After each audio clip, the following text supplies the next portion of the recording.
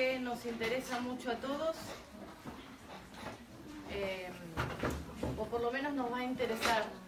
Me voy a correr porque esa mesa está media peligrosa.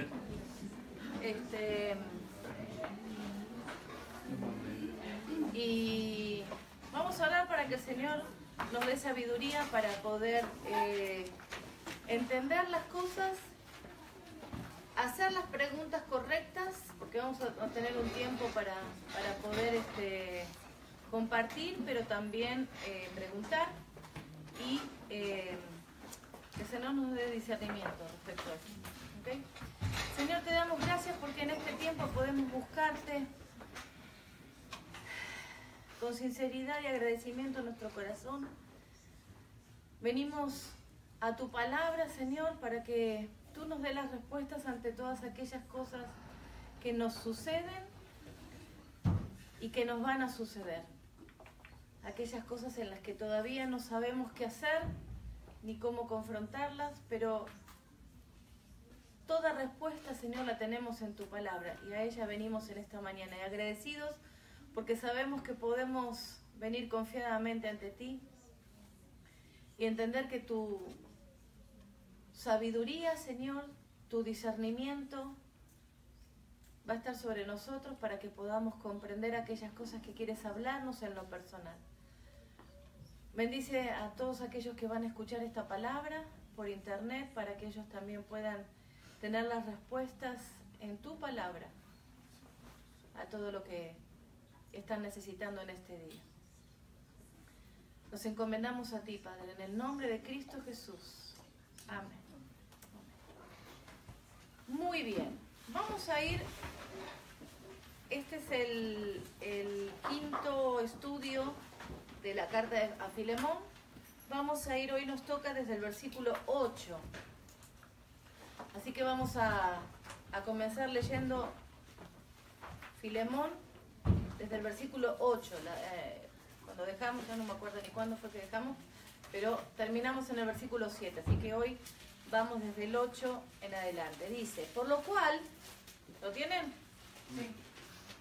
Por lo cual, aunque tengo mucha libertad en Cristo para mandarte lo que conviene, más bien te ruego por amor, siendo como soy, Pablo ya anciano y ahora, además, prisionero de Jesucristo.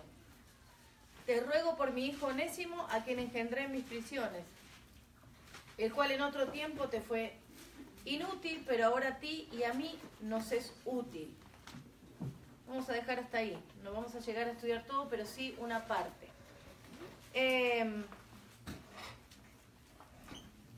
Se los leo en otra versión. Dice, hermano Filemón, estoy muy contento y animado de saber que amas mucho a los demás, pues tú has consolado y animado a todos los que pertenecen al pueblo de Dios.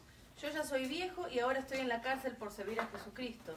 Yo sé que tú me amas, por eso, aunque te lo podría ordenar, pues Cristo me ha dado esa autoridad, prefiero pedirte que me hagas el siguiente favor. Y entonces ahí empieza su persuasión, ¿no? Te ruego que recibas bien a Onésimo, para mí él es como un hijo, pues yo le anuncié la buena noticia aquí en la cárcel. Ese es el lenguaje actual. Muy bien, esta versión a mí me gusta mucho porque me hace ver, o nos hace ver, algo que al parecer en estos tiempos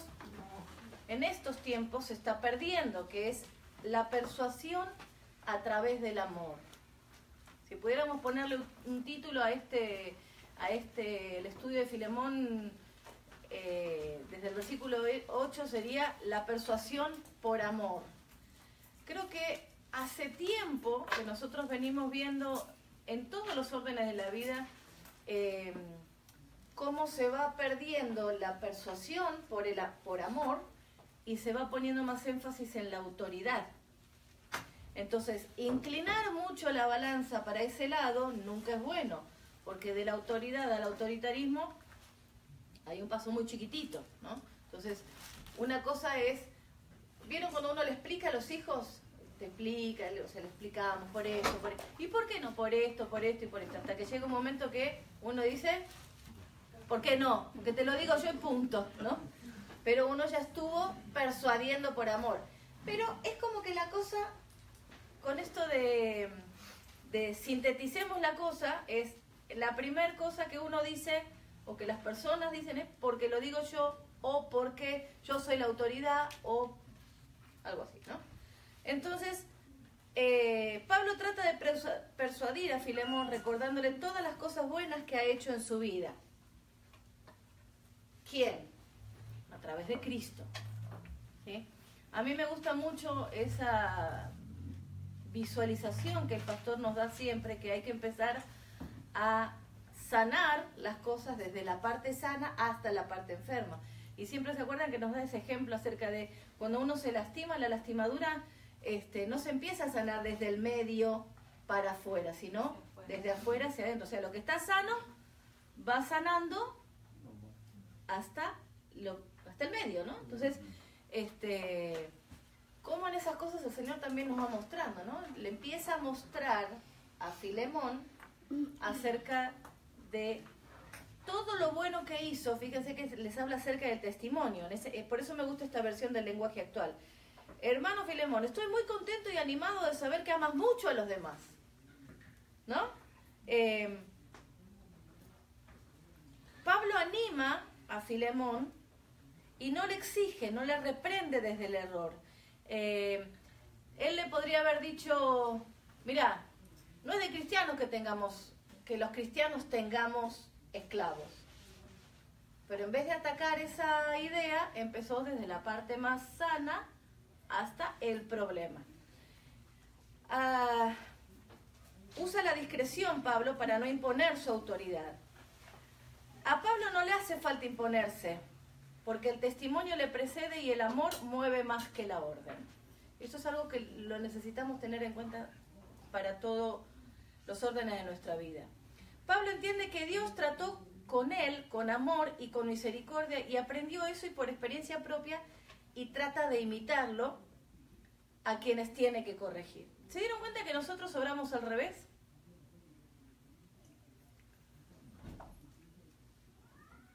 Nosotros cuando tenemos que pedir algo, en principio vamos al más cercano que tenemos, al esposo o a la esposa. Se mueve la culpa en vez de la persuasión. En vez de persuadir en amor, cuando intentamos que alguien haga algo por nosotros, en el contexto general de lo que estamos diciendo, hay más implicancia de la culpa que del amor. No hay persuasión en amor. Uno trata de mover al otro haciéndole sentir el peso de la responsabilidad que tenés de cumplir con lo que te estoy pidiendo. Vamos a algo sencillo. ¿Me haces el desayuno? Y el otro te mira. ¿Cuántas veces te lo hice? Yo te lavo la ropa. ¿Podés atender ¿podés atender a la nena hoy? Es que estoy cansado. La atiendo yo todos los días. ¿Podés ir a buscar a los chicos a la escuela? Lo que pasa es que tengo mucho que hacer. Yo voy todos los días. O sea, en vez de la persuasión por amor, eso tiene implicancia de culpa. O sea, te tiene que pesar. Confiamos más en que nuestra persuasión con la culpa va a funcionar más que la persuasión por amor. Y ahí es donde empezamos a caer en el error de confiar más en nuestras propias palabras o acciones, o podríamos ponerle deudas de amor que deberían tener hacia nosotros para tratar de que el otro haga lo que yo quiero. Lo vamos a ir viendo con el tiempo. El Nuevo Testamento no condenó la esclavitud francamente, ni demandó que los amos de esclavos emanciparan a sus esclavos propiamente. Por otro lado, la persuasión que Pablo ejerció sobre Filemón para que liberara a Onésimo fue ejemplar, y Pablo en otras ocasiones instó a los esclavos cristianos a obtener la liberación total si le era posible. Fíjense, vamos a ir a 1 Corintios 7, 21. Aquí les da una sugerencia a los esclavos que también escuchaban los amos de los esclavos. 1 Corintios 7:21 dice: fuiste cada uno en el estado en el que fue llamado, en él se quede. ¿Fuiste llamado siendo esclavo? No te dé cuidado, pero también, si puedes hacerte libre, procúralo más. Porque el que en el Señor fue llamado siendo esclavo, liberto es en el Señor. Asimismo, el que fue llamado siendo libre, esclavo es de Cristo. ¿Entienden el concepto que el Señor les está dando a los esclavos, pero también a los amos de los esclavos? No se preocupen, Cristo vino para darnos libertad, le dice a los esclavos. Va dirigida al esclavo para que confíe en el Señor, pero también al dueño del esclavo, diciendo, ¿en Cristo tenemos que tener esclavos? No les da directamente la orden a los dueños de los esclavos a que dejen en libertad, pero es una persuasión esto. Pablo socavó los cimientos de la esclavitud cuando hizo la declaración de que en Cristo no hay distinción entre esclavos y libres. En Gálatas 3:28, yo se los leo, dice: ya no hay judío ni griego, no hay esclavo ni libre, no hay varón ni mujer, porque todos vosotros sois uno en Cristo Jesús. No está dando la orden, pero está persuadiendo con una declaración, ¿ok? Esto es algo digno de imitar en la actitud de Pablo. Pablo podría haber ordenado a Filemón dejar en libertad a Onésimo, pero utiliza la persuasión a causa del testimonio que ya le dio a Filemón. Y eso es confiar en el poder de Dios obrando a través de un testimonio. Si Pablo hubiera hecho una lista, quiero llevarlos de a poquito a ver cómo es este tema, para que no nos dejemos engañar por las corrientes de este siglo que nos toca vivir a nosotros. Si Pablo hubiera hecho una lista de las razones por las cuales Filemón debía honrar su petición, ¿no se estaría poniendo el énfasis en la persona de Pablo? Él le podría haber dicho: yo soy apóstol, me tienes que obedecer, mirá mi edad avanzada, yo sé más que tú, yo he estado preso por causa de Cristo, ¿acaso tú lo estuviste? ¿Tú sabes de eso? Yo te llevé a Cristo, Filemón, me debes tu salvación a mí. Mira que he invertido tiempo valioso en Onésimo, y mi tiempo y mi vida valen mucho. Ahora vas a poder servirte de Onésimo porque yo lo formé. Yo lo preparé, así que es de buena... madera.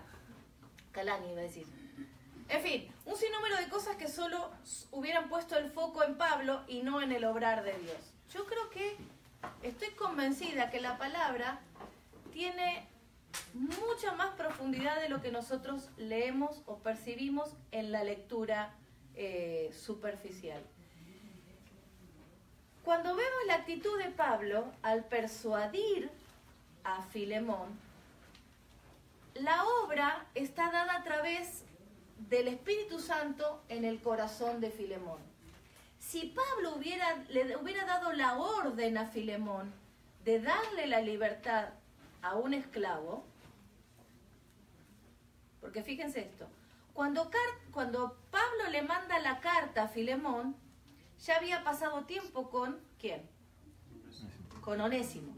Ya había pasado la prisión con él, Onésimo había estado con él, lo formó, lo discipuló.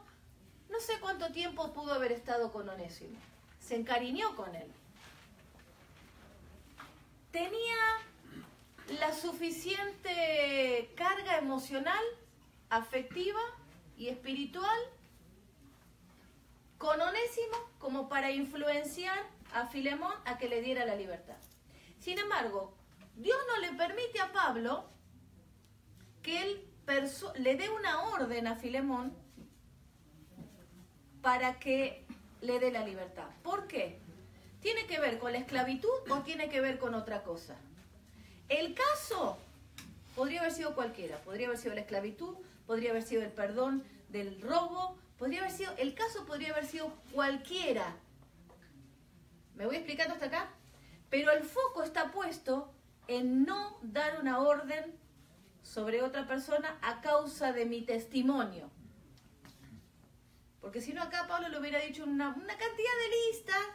¿Por qué me tenés que obedecer? Sin embargo, dice, prefiero decirlo con amor. ¿Por qué? Porque la luz estaría puesta en el testimonio de Pablo y no en el obrar de Dios en el corazón de Filemón. Y esto nos va a marcar muchas cosas a nosotros, ¿sí? Por eso quiero que veamos esto de una manera muy importante. Fíjense que nosotros siempre insistimos y los vamos a seguir insistiendo. El foco no está puesto en el pastor de la congregación, sino en la palabra que transforma nuestro corazón. El foco no está puesto en de qué manera el pastor me puede solucionar los problemas cuando yo voy a contárselo, sino en la palabra que nos da, estudiemos la palabra, para que nos dé discernimiento, para que cuando tengamos problemas la podamos resolver. Es otra cosa. ¿Me explico? Porque si no, el foco siempre está puesto sobre una persona. Y es ahí donde se va a terminar desmoronando el ministerio, la iglesia, la familia, los hijos y la consecuencia de todo lo que viene para abajo.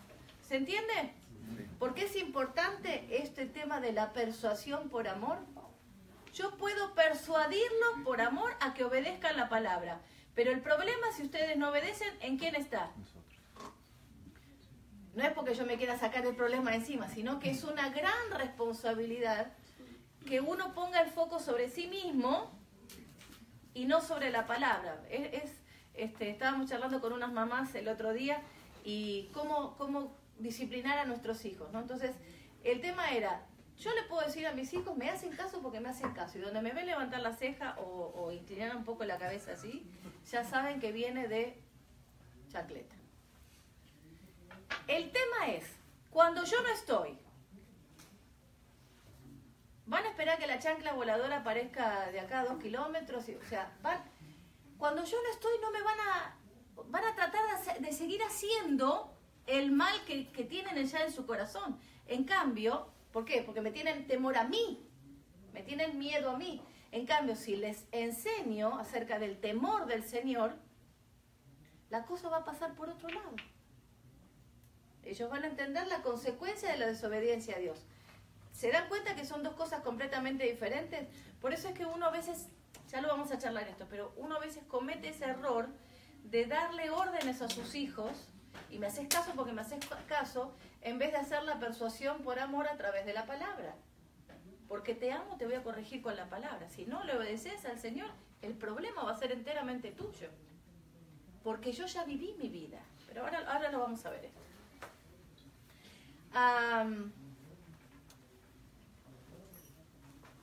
Esto nos muestra el cuidado que debemos tener al pedir, rogar, enseñar, porque si exigimos es para nosotros y la importancia la ponemos en nosotros. Pero si persuadimos en Cristo, el resultado será diferente.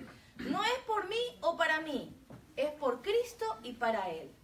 Lo que nos lleva al siguiente cuestionamiento de nuestro corazón. Lo que pido, lo que digo, ¿es bíblico? Entonces tendré que tener fundamentos bíblicos que respalden lo que pido o lo que digo. Por ejemplo, cuando nosotros les pedimos a nuestros hijos que nos hagan caso, que nos obedezcan, ¿es bíblico? Sí, ¿dónde está? Hijos, obedezcan a sus padres en todo porque esto agrada al Señor, para que tengan larga vida, ¿ok? Entonces, cuando nosotros decimos algo, tenemos que fundamentarlo con la palabra. No nos vamos a parar en un púlpito cada vez que estemos con nuestros hijos, ¿no? Con los nietos. No vamos a decir, la palabra de Dios, porque el hijo te mira como en mi casa, ¿no? Cuando empezamos a hablarles, empiezan a mirarnos. Y algunos siempre dicen, no, ya bájense del púlpito, empiezan, ¿no? Entonces tenemos que hablarlo de otra manera. Entonces le parafraseamos el versículo. Entonces empezamos. La Biblia dice que me tenés que obedecer en todo o en algunas cosas. Ahí, ya empieza. Entonces empezamos no a razonar la palabra, sino a parafrasearles la palabra. Entonces, no es lo mismo decirles, porque lo digo yo o me haces caso a mí, porque soy tu madre, a decirle la palabra de Dios dice, allá vos con la consecuencia. O sea, no tan sencillo, ¿no? No vamos a ser tan sintéticos. Si queremos darle un sermón de media hora, pues nos sentamos ahí y le damos un sermón de media hora. Pero el asunto es que lo que pedimos es bíblico. Eso es nuestro cuestionamiento. Lo que le pido a mi esposa, a mi esposo, ¿es bíblico? ¿Dios me va a respaldar en lo que yo estoy diciendo? Y esto es en todos los órdenes de la vida. No estoy hablando solamente del matrimonio y de los hijos, de la familia, ¿eh? En todos los órdenes de la Biblia. Si yo quiero que Dios me respalde, necesito saber si lo que estoy pidiendo, queriendo, anhelando, mis sueños y todas las cosas son bíblicos. No, la vida de un cristiano no pasa solamente por ciertas cosas que sean bíblicas y otras no. Hay cuestiones que en estos tiempos son, hablaba con una hermana el otro día también, hay cuestiones que en este tiempo no son cuestiones éticas, sino que son cuestiones políticas en las que se va para un lado y para el otro, y uno tiene que ver el trasfondo que dice la palabra acerca de eso. Sobre,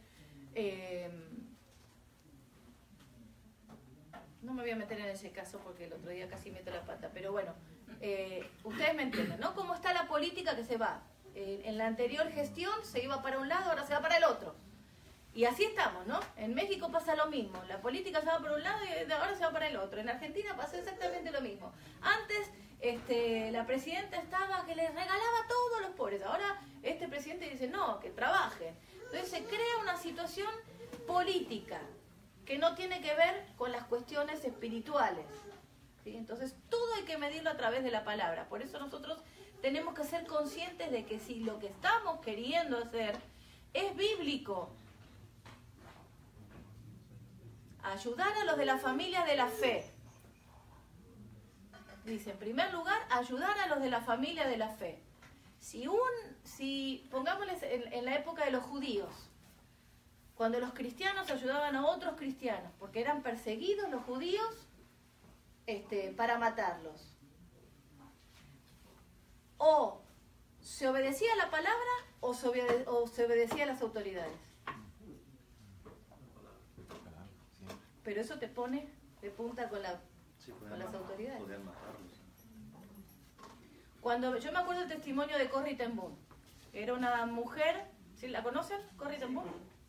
Era una mujer que su papá tenía una relojería y ellos eran alemanes y durante muchos años estuvieron, ¿cómo se dice? Escondiendo a judíos. Entonces, cuando le venían a preguntar, ¿ustedes esconden judíos? Ella respondía a causa de su conciencia. Decía sí. Decía que sí. No. Decía, no tienes que mentir. Le decía, tienes que practicar, le decía a tus soldados. Claro, pero ella cuando venían a la casa y les preguntaban, ¿tienen escondidos judíos? Ella respondía a causa de su conciencia. Decía, no. Porque yo tengo, en su conciencia, ella decía, yo no tengo escondidos judíos. No estoy porque le cuestionaban acerca de que ella tenía que ser una buena ciudadana. Entonces ella decía, la conciencia de ella decía, yo no estoy escondiendo judíos, estoy escondiendo a mis hermanos en Cristo. No voy en contra de la ley. Estoy dándole la oportunidad de que escuchen acerca de la salvación. Y si después Dios quiere llevárselos porque los decapitaron o porque los mataron en el campo de concentración o porque los pusieron en la cámara de gas, pero ella contestaba a causa de su conciencia. ¿Me explico? ¿Me estoy dando a entender? Entonces, o vamos en contra de la ley por causa de la palabra, o vamos en contra de la palabra por causa de la ley. Y uno tiene que actuar en consecuencia de su conciencia. Mi conciencia tiene que estar llena siempre de la palabra del Señor. para que no actúe en la carne. ¿Cómo sé diferenciar? ¿Cómo diferenciamos cuándo es a causa de mi conciencia o cuándo es a causa de la palabra? Pregunto. ¿Cómo siendo la palabra? Espíritu Santo, ¿no? Espíritu Santo nos guía. ¿Cómo llego a ese punto de saber? Guarda la palabra en tu corazón. Si no estudiamos la palabra del Señor en profundidad, siempre va a parecer que vamos en contra de la ley. ¿Qué dice de esto? Por eso es que uno tiene que estarse constantemente examinándose a través de la palabra. Entonces eso nos evita a nosotros caer en que el foco me apunte a mí. ¿Sí? En que la luz me apunte a mí. El orgullo se va cuando nosotros nos traspasamos por la palabra de Dios. Cuando pasás tu vida a través de la palabra de Dios, del otro lado queda absolutamente nada. Queda desintegrado, ¿no? Entonces, eso es lo que nosotros necesitamos hacer todo el tiempo. Porque nadie de nosotros, de este mundo, ningún cristiano, está exento de que momentáneamente el foco esté puesto en mí. Eso es lo que nosotros necesitamos trabajar todos los días de nuestras vidas. ¿Vamos bien? Muy bien. Eso nos va a dar el paso siguiente.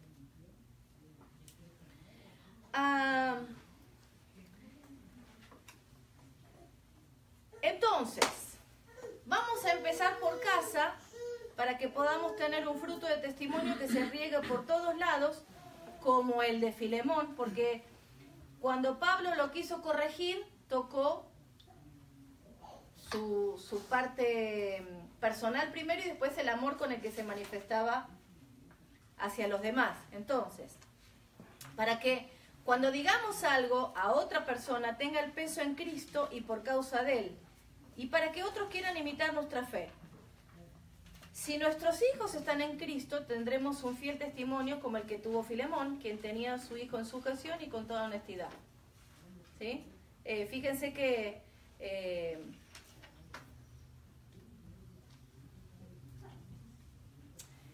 lo que estudiando la palabra nos da una firmeza en este concepto es que Filemón había sido de tal testimonio adentro de su casa que su hijo era el pastor. Y acuérdense, siempre recuerden esto, no es lo mismo un pastor en aquel entonces que en este. Ahora se lo tiene en alta estima. Ahora se lo tiene en alta estima al pastor. En aquel entonces era cuestión de vida o muerte, ¿no? Tener a cargo una congregación, un grupo de hermanos. Los grupos eran mucho más grandes que los que nosotros conocemos hoy en día, ¿no? Pero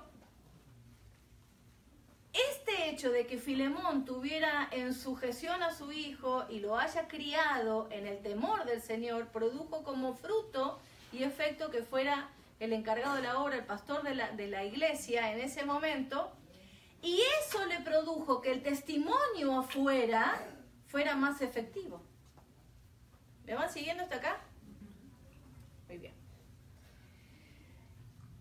Y yo creo, por los frutos que he visto durante tantos años, cada vez se desestima más este punto. Y yo cuando comenzamos a estudiar Filemón le dije que íbamos a llegar en un momento a este punto. Porque quiero que quede como un sello en nuestro corazón la responsabilidad que esto implica. Yo sé que durante muchos años nosotros hemos visto una especie de justificativo en cuanto a los líderes, que por qué sus hijos están apartados del Señor, que no están en el Señor, que no siguen al Señor y toda la onda, ¿no? Cuando los hijos llegan a cierta edad, uno ya no puede darles ni cuerazos, ni perseguirlos, ni estarles mucho encima. Llega a una cierta edad donde ellos son responsables de sus decisiones. Mi papá no era líder de la iglesia, no era un hombre que supiera mucho de teología, pero él siempre nos dijo algo desde que nosotros éramos chiquititos. Mientras yo esté viva, al principio era, cuando era más joven, decía, mientras vivas en mi casa, me vas a tener que obedecer. Te guste o no te guste. A veces lo decía con una sonrisa y otras veces era con otra cara, ¿no? Dependiendo de la situación que había pasado, ¿no? Pero el problema era este. Cuando fuimos creciendo, mi papá habrá dicho, estos se van a casar. O sea, en algún momento se me van a ir de la casa, ¿no? Del techo. Entonces ya el dicho cambió. Cuando ya mi hermano estaba en la onda de que se iba a casar y toda la onda, dijo, mira, Pato, porque le decían Pato a mi hermano. Mira, Pato, mientras yo esté vivo me vas a tener que hacer caso. Me vas a lógica, porque mi hermano le quería poner, pero papá, la Biblia dice, porque se daban con la Biblia, ¿no? Entonces mi hermano decía, papá, la Biblia dice que los padres no tienen que provocar la ira de los hijos. Yo no te voy a provocar la ira, no, pero papá, si vos me querés dirigir esto, no, yo te voy a decir, bueno, entonces empezaban, ¿hasta dónde estaban los límites? Eso se puede conversar, ¿no? Pero si uno los va criando, fíjense en esto, sigamos este pensamiento bíblico, y se los estoy parafraseando para que darles herramientas cómo decirlo. Si uno los va criando correctamente, instruyéndolos correctamente, ¿ustedes creen que cuando los hijos sean grandes no van a responder a la autoridad del papá? A la autoridad limitada, ¿cierto? Todos entendemos que nuestra autoridad después de que los hijos son grandes es limitada, ¿cierto? ¿No? No le vamos a decir, no, esa ropa no te la pones porque no me gusta. O sea, vamos al límite de la honra y de la obediencia. En eso todos estamos entendiendo hasta dónde. Y si no saben, pues lo charlamos después.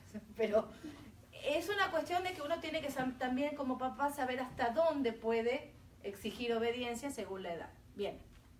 Si nosotros instruimos a los niños en el camino y los criamos en el temor y la disciplina del Señor, van 2 versículos bíblicos, ¿ustedes creen que cuando son grandes se van a apartar? No los escucho. No deberían. Pero, no deberían. Pero ellos pueden equivocarse. Claro que sí. ¿Y nosotros no nos equivocamos? Igual nosotros. Podríamos equivocarnos, fallar en algunas áreas cuando lo estamos enseñando a ellos. Y ellos también pueden equivocarse una vez ya tomando sus propias decisiones cuando estén adultos. Porque hay una etapa, que esa la vivimos todos, hay una etapa donde por fin ya no estoy en la casa de mi mamá y hago lo que quiero. Entonces después, metiste la pata y decís, por esto mi mamá y mi papá me decían que no, ¿no? No, bueno, yo lo veo de esta manera, yo digo que no, porque pueden desviarse, claro, yo lo he hecho, hijo de Dios, pero cuando se desvía uno o los mismos hijos se van a meter en una situación tan difícil que el Espíritu les va a traer a su corazón el recuerdo de lo que aprendieron de sus padres, de la iglesia, de los hermanos, entonces eso los va a regresar otra vez Primero es el sello de la palabra. ¿Se acuerdan lo que empecé hablando? Sí. Que toda nuestra vida, nuestro pensamiento, lo que querramos, nuestros sueños, absolutamente todo pase a través del tamiz de la palabra. Cuando nuestro testimonio es así, afianza lo que nosotros decimos. Nuestros hijos nos tienen que ver neta, pero instruyéndolos en la palabra. Nosotros somos responsables de predicarles el Evangelio a nuestros hijos todos los días de nuestra vida, hasta que tengamos la certeza de parte del Espíritu Santo de que son salvos. Porque es el Señor con su Espíritu Santo el que trabaja en el corazón de las personas. Esto lo mismo va para el esposo o la esposa, ¿sí? Cuando no son salvos. Yo no puedo hacerlos cambiar de opinión, Tiene que ser el Espíritu Santo y ese es mi trabajo, mi responsabilidad. Cuando sean grandes, no se van a apartar ¿de qué? ¿De mis enseñanzas? De las enseñanzas y la instrucción que le dimos desde chiquititos o desde que pudimos. Porque el Señor respalda su palabra. Y si mi testimonio ayuda a eso, no se van a olvidar. No se van a olvidar. Bien. Y vamos a tomar como ejemplo esto. A mí me gustaría dejarles como legado el día que no esté, que digan, una de las cosas que ella nos enseñó es a mirar todo a través de la palabra, pero también observar los errores de los demás, pero así, es decir, más apoyado en este versículo, examinarlo todo y retener lo bueno, no para juzgar así con el dedo acusador, ¿sí? Sino para examinarlo todo y retener lo bueno. Me he tomado muchos años de mi vida y durante muchos años, creo que lo voy a seguir haciendo, a observar el error en el que otros en mi lugar estuvieron. ¿Por qué las esposas de los pastores no pudieron ayudar a que esos hijos que se apartaron hayan crecido en los caminos del Señor? ¿Por qué? ¿Qué fue lo que le faltó? Entonces me pongo a indagar. ¿Por dónde se equivocó? Bueno, si yo veo un pozo acá, ¿voy a ser tan necia de pasar por acá? ¿No es cierto que no? Voy a tratar de rodearlo de alguna manera para no cometer ese mismo error. Eso es lo que nos dice la palabra cuando examinarlo todo y retener lo bueno. Entonces, hay dos cosas que la palabra de Dios nos muestra en 1 Timoteo 3:4. Si esto es bueno para un líder espiritual, yo lo agarro, aunque no sea líder espiritual. Dice que gobierne, versículo 4. 1 Timoteo 3:4, que gobierne bien su casa.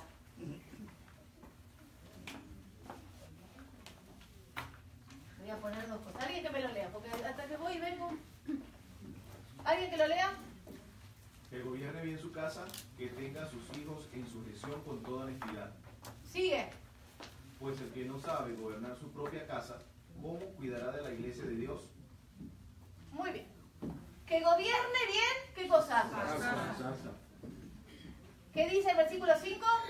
Pues el que no sabe gobernar su propia casa, ¿cómo cuidará de la iglesia de Dios? Y acá está el problema que yo he descubierto y dije, ¿cómo no lo vieron?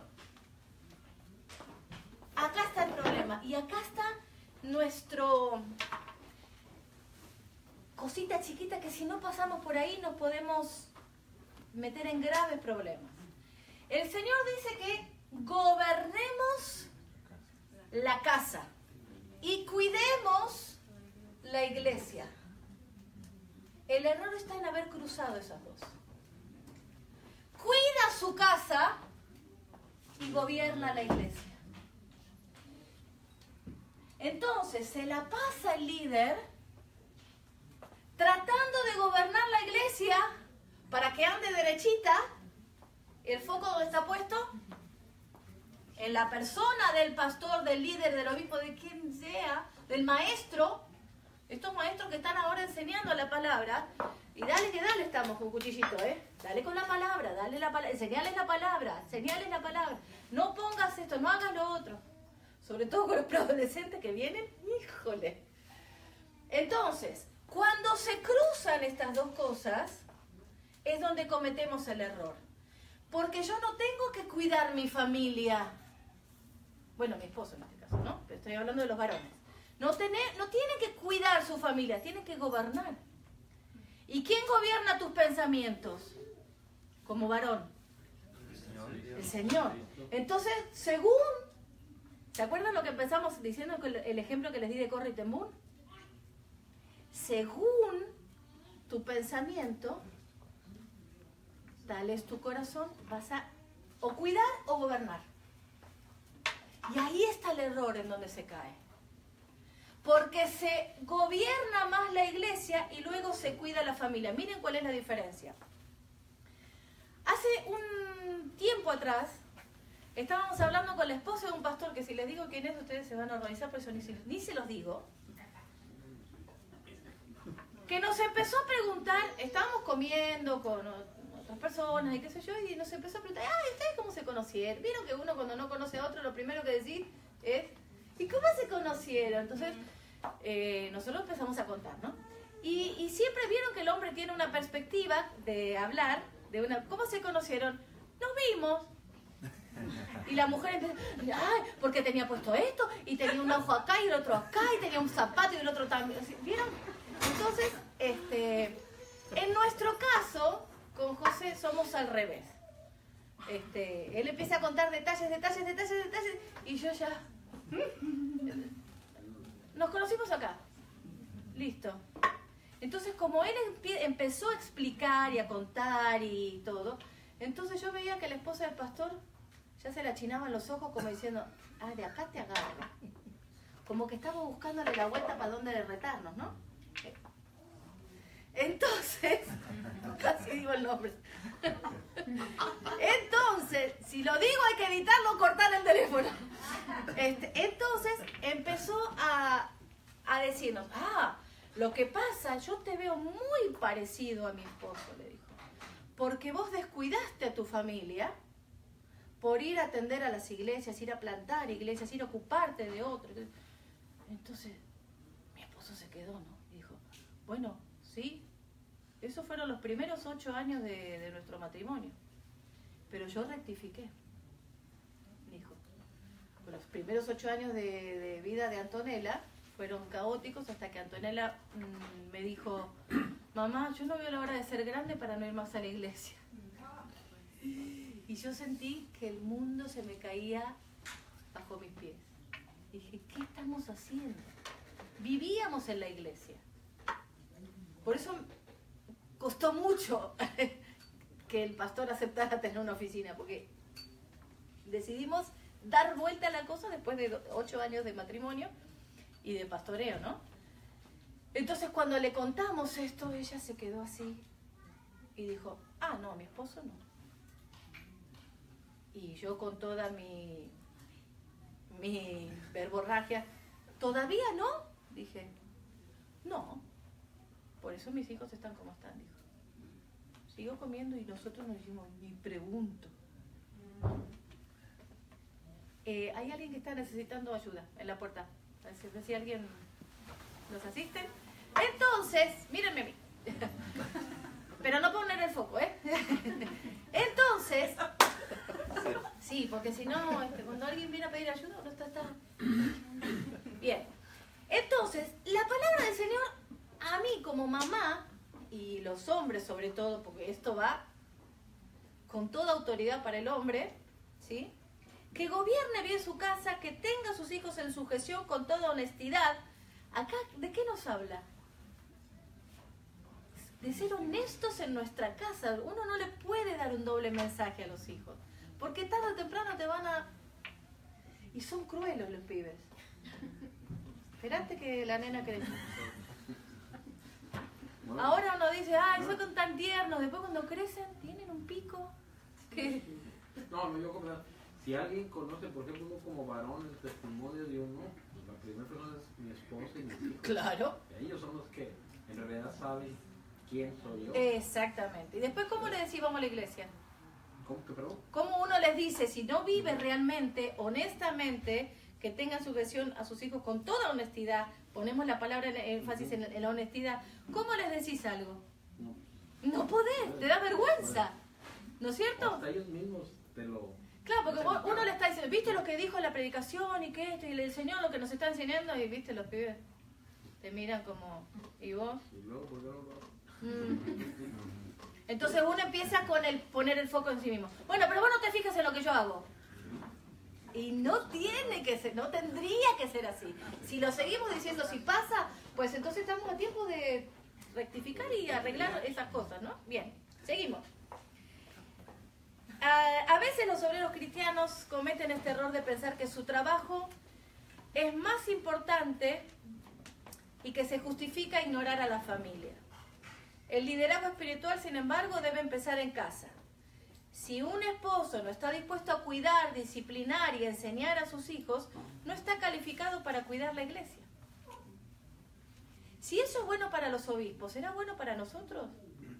¿O solo implica a los obispos o a los pastores?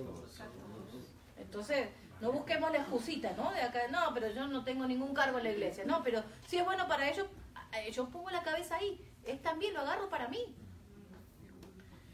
Muy bien. Vamos a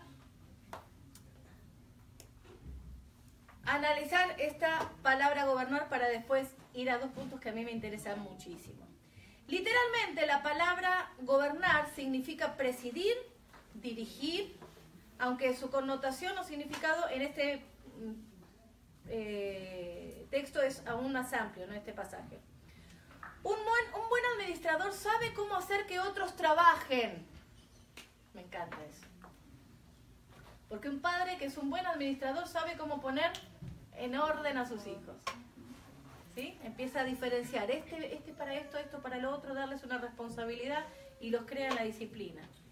Se preocupa por no desconocer o reprimir las habilidades de su esposa. Eso me encanta también. No reprime. Un buen administrador, un buen gobernador de su casa, no reprime a su esposa. No, vos estás para nada más que para cocinar. Y si la esposa cocina re mal, pero es una excelente decoradora de interiores, animala a eso, hasta por ahí, mirá. Se hace un dinerito para las vacaciones. Más bien, aprovecha al máximo las bendiciones que le puede otorgar el Señor a través de su esposa. No la considera como alguien a quien mandar, un buen administrador. Más bien, piensa en ella como en una maravillosa, útil y positiva bendición de parte del Señor. Un administrador tiene el ojo puesto en todo lo que ocurre en la casa, pero no hace todas las cosas él mismo. En lugar de eso, mantiene la visión general y conserva todo bajo control. Sabe lo que ocurre, cómo está llevándose a cabo y solo cuando resulta necesario interviene para cambiar, modificar o ayudar en alguna manera. Eso es lo que hace un gobernador. Alguien que está gobernando algo. En el versículo 4 dice que gobierna bien su casa. Y el versículo 5, gobernar su propia casa. Y esto lo dice antes de cuidar a la iglesia. Esto es lo que ya hablamos. Entonces, ¿cómo se gobierna la casa? Vamos a ver dos puntos. Es algo muy... A ver, no podemos decir... dar todas las opciones y todo el panorama de cómo hacer esto, sino solamente es una parte. Ustedes necesitan como familia ponerse de acuerdo para llevar en todos los órdenes de la familia a cabo el tema del gobierno. Entonces, la relación con la esposa, cómo se gobierna la casa en su relación con su esposa. La casa requiere de un tiempo para atender a la esposa y otro tiempo para atender a los hijos. La esposa necesita un tiempo de calidad con su esposo. ¿A qué voy con este punto? Ustedes pueden decirme, no, pero yo esto. Yo no estoy hablando ni del tiempo que ustedes si salen, si no salen, si la llevan a cenar, si le compran ropa. No estoy hablando de eso. Estoy hablando de lo siguiente. El buen gobernador de su casa tiene que empezar por su esposa, porque ese es el orden de Dios. ¿Sí sabían, no? Porque no se criaron, no aparecieron primero los hijos y luego la esposa. El buen administrador, gobernador de su casa, el hombre de Dios, se ocupa de la vida espiritual de su esposa, porque de ahí cae todo por decantación. Porque dice que si buscamos primeramente el reino de Dios y su justicia, todo lo demás viene por añadidura. Así que, fíjense, tu esposa quiere un bolso de $1.000.000. Vamos a ponerlo bien así grande, porque si decimos $20, $20 en la cartera, un bolso, pero pongámosle $1.000.000. Y vos decís, ¿cómo le hago para que esta mujer cambie de opinión? Porque vieron que las mujeres cuando queremos algo persuadimos de una manera que no es la que Pablo nos enseñó. Entonces le damos la vuelta hasta que hacemos que el hombre se desgaste y dice, no, está bien, cómpratela. ¿No? Porque Bueno, no me voy a meter en eso porque después voy a empezar a contar cosas que no tengo que contar. Entonces, porque nosotros hacemos buenas inversiones, los varones hacen malos gastos. Nosotros decimos, vamos a comprar una cartera de $1.000.000. ¿Para qué? Para en un momento la vendo y de ahí tengo una buena inversión. Eso es lo que nosotros pensamos. Pero en la mente del marido dice, $1.000.000 podría haber comprado, bueno, 800 carros, no importa. El tema es este. Si el buen administrador quiere cambiar el corazón de su esposa respecto a esa compra, no tiene que ir a apuntar a eso, sino al corazón de ¿por qué? ¿Tiene que ver con el Señor? ¿Esto que vas a hacer glorifica al Señor? Pero, bien, pero ¿cómo reaccionamos nosotras cuando el marido viene con el dedo acusador? De mal humor, rechazamos lo que nos está diciendo. ¿Por qué será? Varones, utilicen lo que el Señor les dice. Le adelanta uno y va al dólar a comprar. No, hombre, se busca el camino más corto. Al rato te va a pedir una de $500.000, porque bueno, no le voy por acá, pero voy por acá. No, el asunto es este. Si yo fuera hombre, lo que tengo que hacer es constantemente instruir el corazón de mi esposo, tomarme el tiempo, aunque venga, miren, molido del trabajo, tomarme tiempo de ministrar el corazón de mi esposa con la palabra de Dios, para que cuando tenga un problema, lo resuelva con la palabra de Dios. Lo mismo que les dije al principio. Porque si no, el foco está puesto en el gobernador y no en la palabra. Es lo mismo que vimos al principio. Por eso la importancia de entender el ejemplo de Pablo de la persuasión. Miren hasta dónde la palabra de Dios nos instruye para que nosotros no entendamos las cosas mal. Si este pastor hubiera instruido a sus hijos, dándoles tiempo, en primer lugar a su esposa, porque cuando uno escucha a una esposa hablar así, que lo primero que nosotras como mujeres nos damos cuenta que es, esta mujer está, ¿qué? Amargada, dolida. Cuando uno está amargado es ¿por qué? Porque ama, te duele. Y la consecuencia viene sobre los hijos, porque no ven un papá ni una mamá que estén guiándose por la palabra, sino que están enseñando la palabra. Ellos que vayan y hagan su trabajo, pero acá no es. Entonces se invirtieron estos dos polos. Están gobernando la iglesia y cuidando la casa. Cuidar es por poco tiempo. ¿Cuánto tiempo nos vemos nosotros? Poco. Eso es cuidar. Yo los instruyo con la palabra del Señor. Pero después cada uno tiene que hacer su onda. Cuando se invierte eso es cuando se trae problema y mal testimonio. Por algo el Señor dice que el obispo tiene que ser así para que ¿qué? Porque si no puede gobernar su casa, ¿cómo va a hacer ejemplo? ¿De qué va a tomar? ¿De dónde va a tomar el ejemplo para mostrar?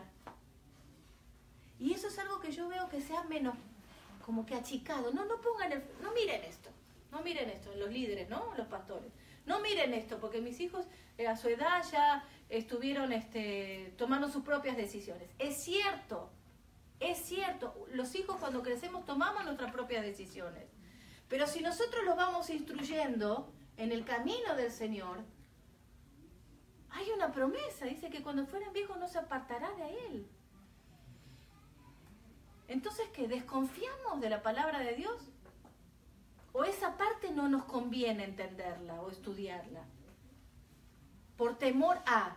Yo le digo, cuando esta semana, miren, le estaba comentando a mi esposo, en principio de semana, y después estábamos hablando con el pastor, con dos pastores de otro lado, y le decía, mire, que quede como precedente que yo tenía que hablar de esto, ¿no? A mí me da mucho temor también hablar sobre esto. Cuando hablábamos con el pastor decíamos, ¿y qué será del futuro de nuestros hijos, no? Entonces, la preocupación y el miedo a que tus hijos metan la pata en algún momento, te hace, mirá, mejor no hablemos de este tema. Enseñémoslo, pero por encimita, ¿no? Por miedo, porque a mí también me preocupa. Es decir, mis 3 hijos no van a meter la pata hasta el cuadril y van a... ¿Quién sabe?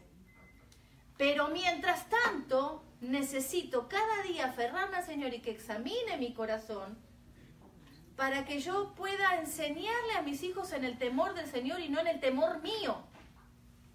Porque si no, tarde o temprano, ellos se van a desviar, porque yo no les enseñé a que tengan temor de Dios.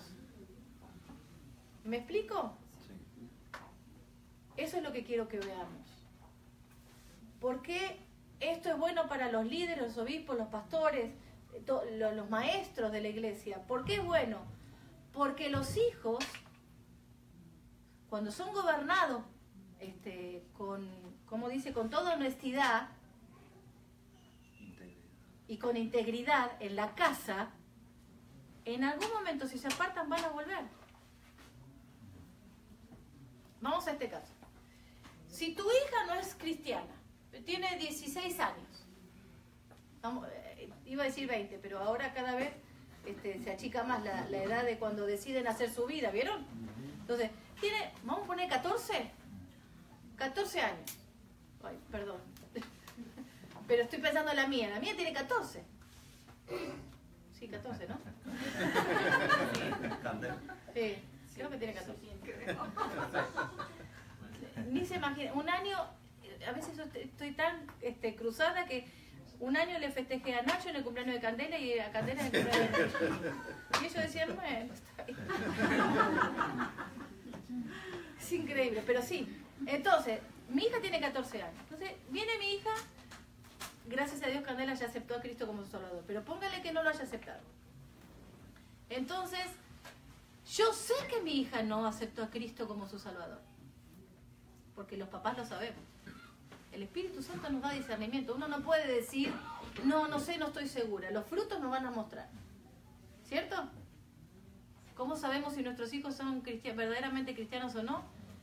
¿Se arrepienten de sus pecados cuando meten la pata?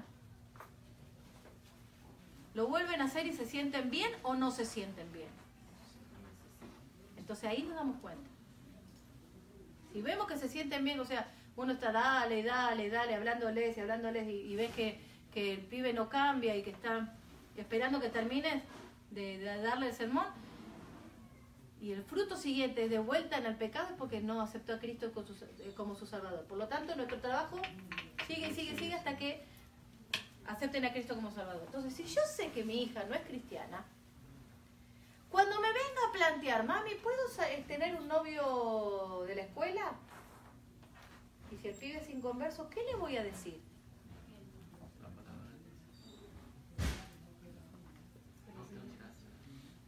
Ahí se queda el conflicto.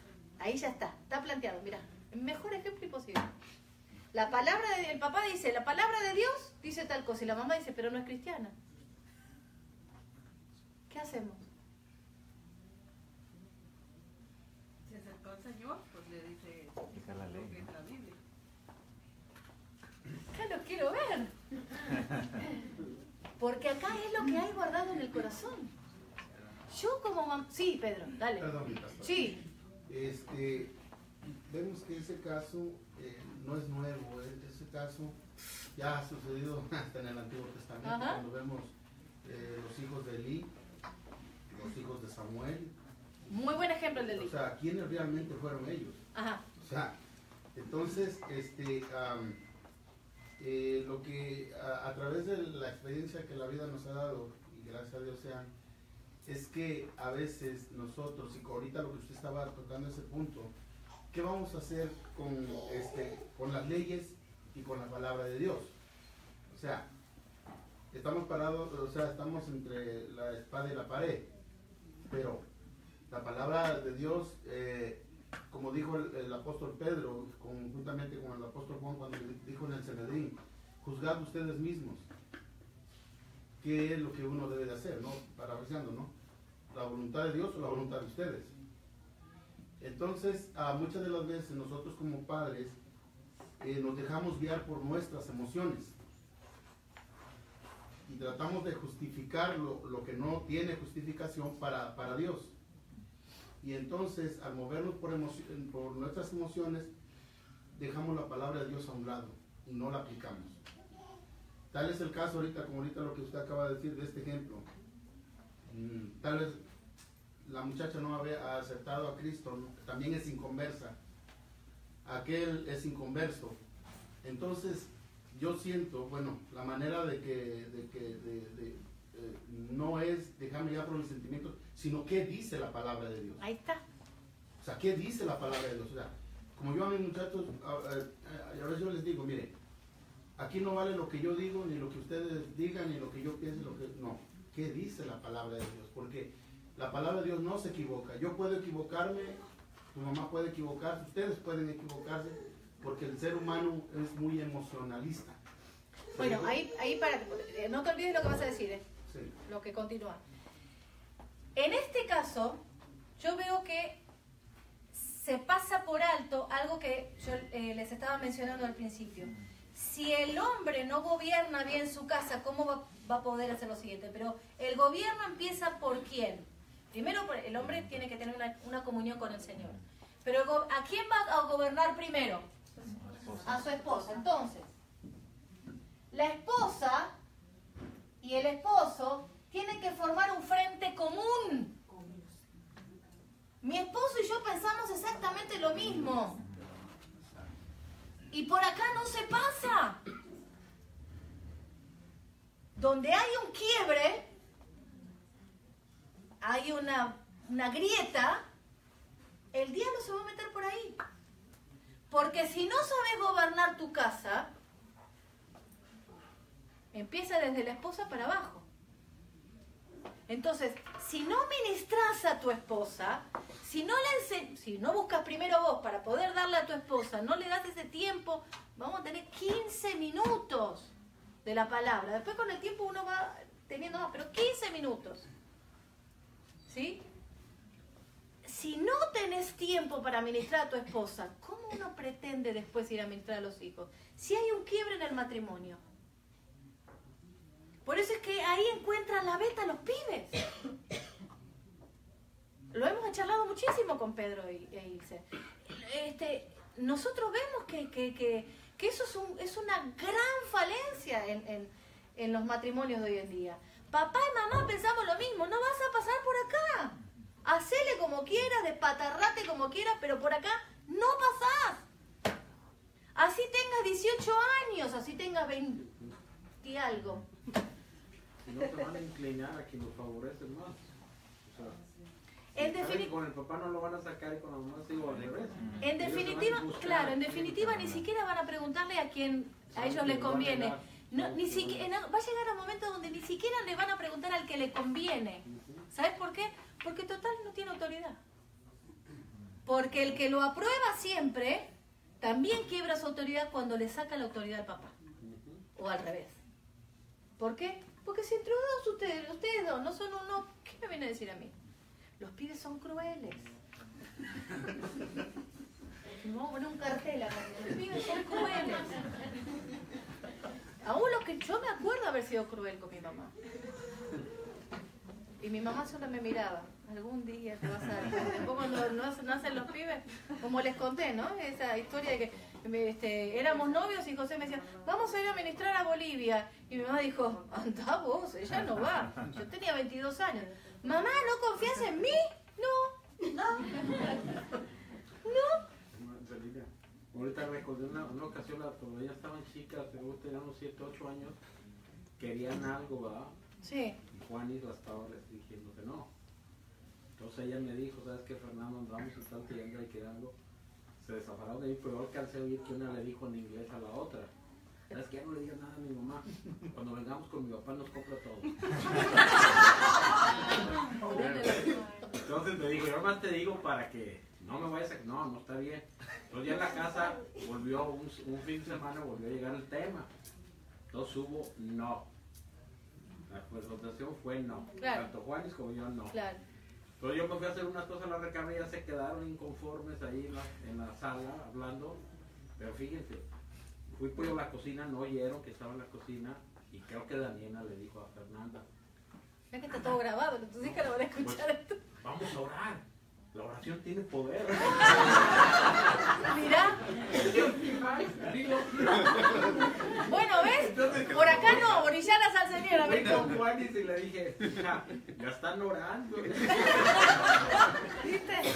Todo ayuda para En la bien. oración hay poder. ¿Viste? ¿Qué vamos a hacer? A favor. Bueno, ¿Viste? yo lo vi porque quise comentarles eso, porque ellas cuando se vieron que ya no iban a obtenerlo, recurrieron a la oración, a su forma de que Claro. tal vez pues no es el momento de Dios. Hasta que no es en cuando ustedes quieran. Pero ahí nos dimos cuenta de que la instrucción bíblica sí da resultados. Claro. Dice en Efesios 5:25, debemos amar a nuestras mujeres así como Cristo amó a la iglesia, les habla a los hombres, ¿no? Y en 1 de Pedro 3:7 dice, vivid con ellas sabiamente dándoles honor como a coherederas de la gracia. Si el varón tiene autoridad espiritual sobre la mujer, no autoritarismo. Si ustedes me entienden, yo los conozco, sé que no tienen ese corazón, pero lo necesito enseñar, ¿eh? Entonces, ahí viene lo que nos hablaba Pedro acerca de mantener en sujeción a los hijos. Yo no le puedo decir a mi hija que sé encima que no es cristiana, dejarla, mamá, me voy a cruzar el freeway a las 3 de la tarde, porque total, yo quiero hacer lo que quiero. Si uno ve que su hijo va directamente a la muerte, ¿lo va a dejar? Claro que no. Es lo mismo.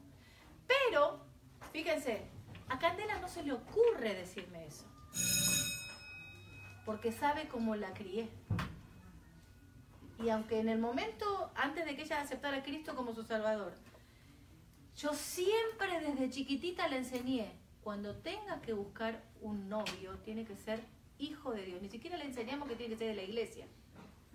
Porque por ahí justo le toca que justo no es de la iglesia y uno dice, ay no, mi mamá me dijo que era de la iglesia. Entonces, tiene que ser un verdadero hijo de Dios, como papá.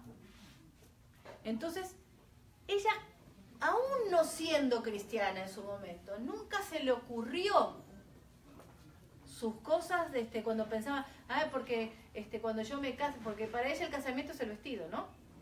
Entonces, cuando yo me case y en la iglesia y esto, o sea, su pensamiento aún cuando no era cristiana era todo referente a la iglesia.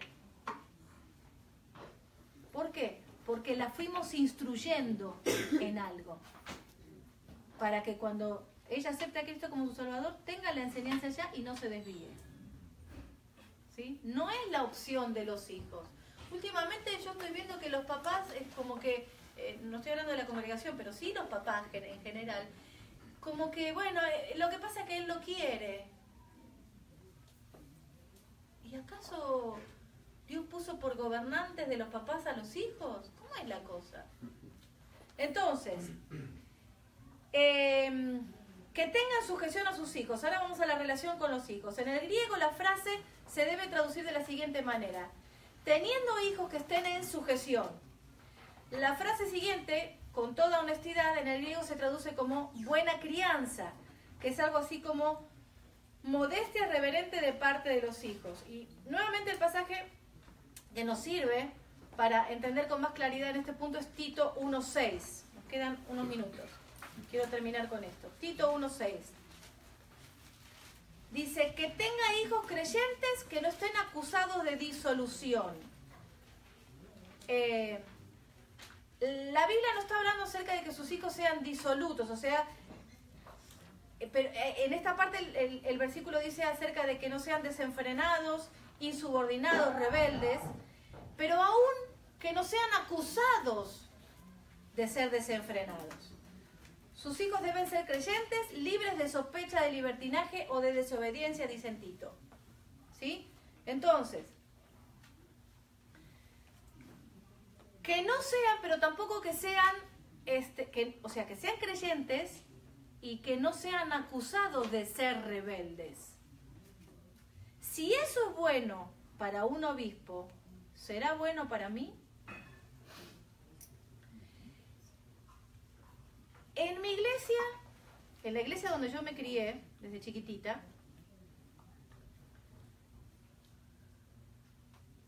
la que nunca fue rebelde, una de las únicas que nunca fue rebelde con el pastor fui yo. El pastor me decía, pata para arriba, y yo me ponía pata para arriba. El pastor me mandaba a un lugar, yo iba, el pastor me hacía, me ponía en un ministerio y yo trabajaba. A mí jamás se me ocurrió cuestionar al pastor.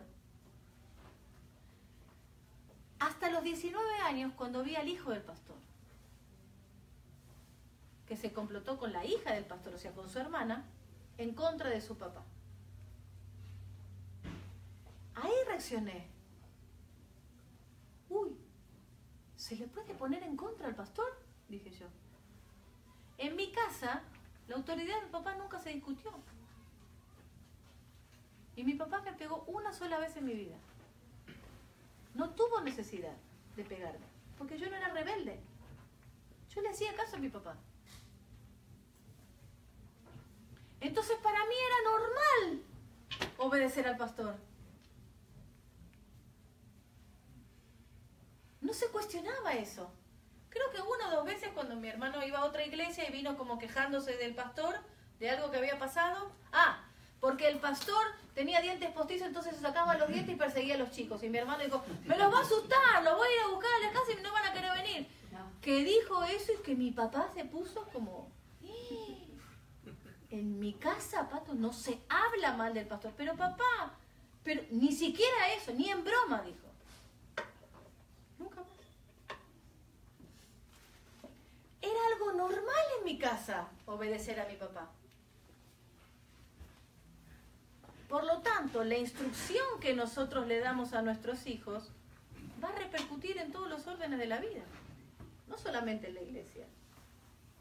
Si se tiene que sujetar a la autoridad, si tu jefe te dice que vayas a las 7 de la mañana porque tenés que trabajar a las 7 de la mañana o 0 horas extras, el pibe no va a ir, ay, ¿por qué tengo que ver? Porque usted me está explotando. No, hombre, tenés que sujetarte a la autoridad. Se terminó.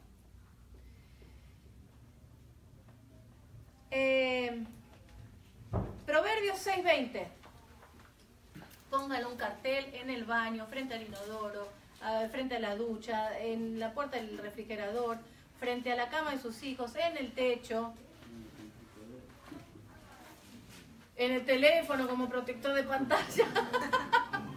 Sí, yo estoy como media cosa de vieja, ¿no? De papelitos, pero no, utilicemos el internet. Proverbios 6:20 que dice...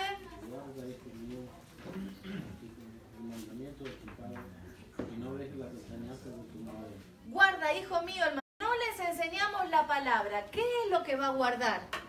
Según este versículo. Las enseñanzas. Es claro, acá dice, guarda, hijo mío, el mandamiento de tu padre y no dejes las enseñanzas de tu madre.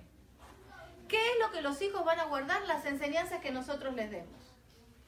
¿Cuáles son las enseñanzas que les damos? ¿Culturales? ¿Familiares o bíblicas? ¿Se dan cuenta la importancia? 3 cosas. Hay hombres que dejan que su esposa, en vez de hacer la ayuda idónea, sea la ayuda errónea.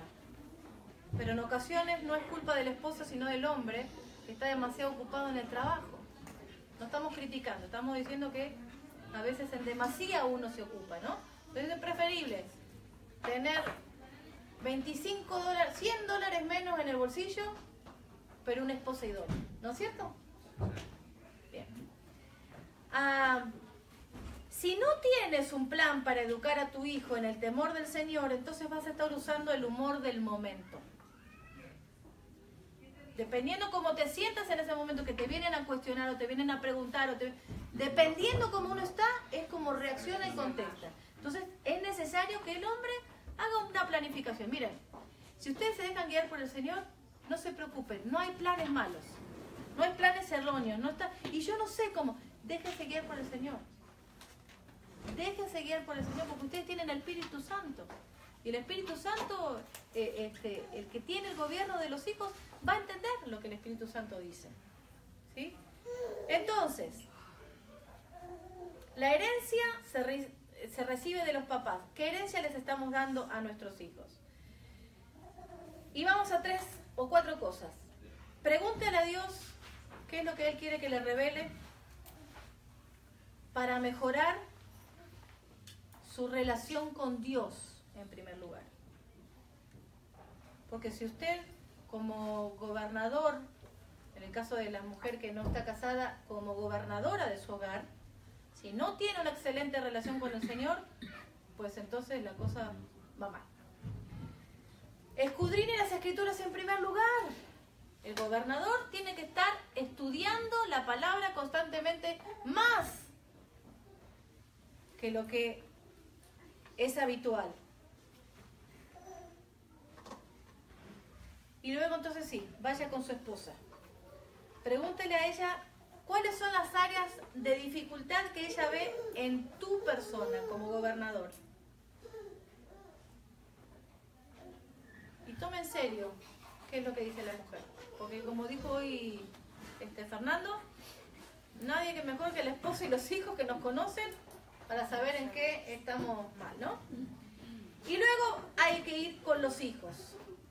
Pasar tiempo de calidad con ellos. Yo recuerdo todas las noches que mi papá tuvo vida, no dejó una noche de venir, aunque viniera tarde del trabajo. Él llegaba, se bañaba y venía. ¿Cómo andas, Colita? Me decía Colita. Entonces nos sentábamos ahí en mi habitación y charlábamos de un montón de cosas. Y siempre me dejaba una enseñanza. Por eso es que para mí la autoridad paterna es tan importante. Yo nunca discutí la autoridad paterna y pude elegir bien, porque mi visión de mi papá estaba correctamente. Yo sabía que mi papá no era perfecto, pero tuvo mucha importancia la autoridad de mi papá para que yo pudiera elegir bien un marido. Porque tuvo un buen ejemplo en él. Él tomaba su tiempo para pasar conmigo. No es que uno tiene que tener el justificativo de no puedo, entonces que se ocupe la mamá, porque se desvirtúa el propósito bíblico. La autoridad es el papá, para bien. Entonces, en lo primero que uno tiene que ponerse de acuerdo es en el matrimonio. Si ustedes son un frente común, una pared, mire, los pibes no van a pasar por ahí. Y si no, yo si estoy solita como autoridad, busco en el Señor el respaldo. Y no vas a pasar por acá, porque la Biblia dice que no. Y no es te guste o no te guste. Es que cuando yo empiezo de a poquito a iniciarlos en el temor del Señor, tarde o temprano, la palabra de Dios no vuelve a Él vacía. Aunque mis hijos tengan 18 años y sean cristianos, la palabra de Dios no vuelve a Él vacía. Entonces no hago lo que él o ella quiere, hago lo que Dios quiere, porque le busco en la palabra y mis decisiones están puestas en la palabra de Dios. Y en esta casa se obedece al Señor. Pero no, en esta casa se obedece al Señor, sino que yo amo al Señor y le temo. Pero eso se tiene que ver en la vida, ¿no? Uno no puede ponerse a predicar si no lo muestra. Por eso papá y mamá tienen que estar, miren, un frente común en cuanto a la palabra. Para eso el papá tiene que ministrar a la mamá en la palabra. Cuando las cosas están invertidas, no va. No va. No es el orden de Dios. ¿Sí se entendió? ¿Vieron la importancia de la persuasión en amor? ¿Se dan cuenta? Bien, muy bien, vamos a orar. Fernando, ¿nos puedes dirigir en oración, por favor? Gracias, Padre bendito, te damos gracias, Señor, por este día que nos ha regalado, Padre. Este día que estamos aquí en tu casa, Señor, aprendiendo más de ti, Padre. Que todas tus